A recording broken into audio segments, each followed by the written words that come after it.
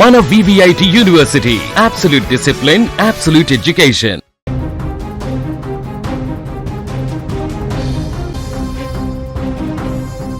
తెలంగాణలో ఓ విషాద ఘటన ప్రస్తుతం తీవ్ర చర్చనీయాంశంగా మారింది. వంశీ అనే యువకుడు ఆత్మహత్యకు పాల్పడ్డాడు. ఈ ఘటనలో బలవన్మరణానికి ముందు ఆ యువకుడు రాసిన చివరి లేఖ ఇప్పుడు సంచలనంగా మారుతోంది. ఆ నోట్లో నా చావుకి ప్రధాని నరేంద్ర మోదీయే కారణమని, ఇతరులను ఎవరిని నిందించవద్దని అందులో పేర్కొన్నాడు. ఈ ఘటనపై కేసు నమోదు చేసుకున్న పోలీసులు అన్ని కోణాల్లో దర్యాప్తు చేస్తున్నారు. రాజన్న సిరిసిల్ల జిల్లా ఎల్లారెడ్డిపేట మండలం రాచర్ల గొల్లపల్లి గ్రామానికి చెందిన వంశీ అనే యువకుడు ఉన్నట్టుండి తాజాగా సంచలన నిర్ణయం తీసుకున్నాడు. ఇంట్లో ఎవరూ లేని సమయంలో వేసుకుని బలవన్మరణానికి పాల్పడ్డాడు. ఈ విషయం తెలుసుకున్న కుటుంబ సభ్యులు, స్థానికులు వెంటనే పోలీసులకు సమాచారం అందించారు.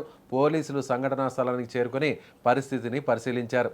అనంతరం మృతదేహాన్ని పోస్టుమార్టం నిమిత్తం సిరిసిల్ల ప్రభుత్వ ఆసుపత్రికి తరలించారు. ఈ ఘటనతో మృతుడి కుటుంబ సభ్యులు, బంధువులు కన్నీటి పర్యంతమవుతున్నారు. వంశీ మృతితో అతని స్వగ్రామంలో విషాద ఛాయలు అలుముకున్నాయి. అయితే ఘటనా స్థలంలో చనిపోయే ముందు వంశీ ఎస్ఐఆర్ ఫామ్ మీద రాసిన చివరి లేఖను పోలీసులు స్వాధీనం చేసుకున్నారు. అందులో నా చావుకి కారణం ప్రధాని నరేంద్ర మోడీనే అంటూ పేర్కొన్నాడు.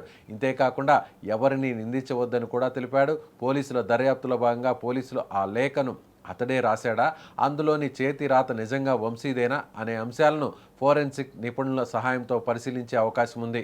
ప్రస్తుతం పోలీసులు కుటుంబ సభ్యులు, బంధువులు, స్నేహితులను విచారిస్తున్నట్లుగా తెలుస్తోంది. వంశీ ఆత్మహత్యకు దారితీసిన అసలు కారణాలేంటి? వ్యక్తిగత సమస్యల, మానసిక ఒత్తిడా, లేక మరేదైనా కారణమా అనే అంశాలపై కూడా దర్యాప్తు కొనసాగుతుంది. ప్రధానంగా నా చావుకి ప్రధానియే కారణమని లేఖలో పేర్కొనడం ఇప్పుడు అందరినీ షాక్కు గురి చేస్తుంది.